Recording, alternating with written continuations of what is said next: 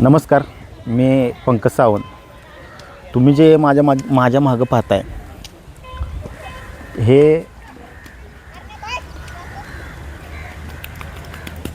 हे सांगली जिल्ह्यातील हरिपूर गावातील दोन नद्यांचा संगम झाला आहे. यातील ह्या बाजूची जी नदी येते ती नदी कृष्णा नदी आहे आणि ह्या बाजूने जी नदी येते ती वारणा नदी आहे.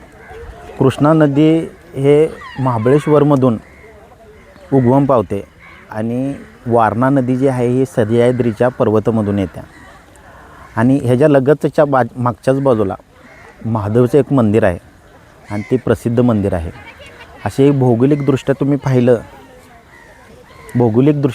तर तुम्ही या ठिकाणी पर्यटन स्थळ आहे आणि ह्या पर्यटन स्थळासाठी सांगली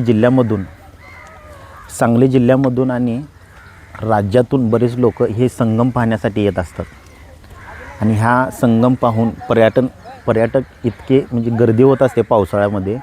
आणि ज्यावेळी आहे ना महादेव मंदिराचे जे पूजेसाठी लोक येतात त्यावेळी पण गर्दी असते आणि हे पर्यटन स्थळ पाहून पर्यटक बरेच आनंदित होतात.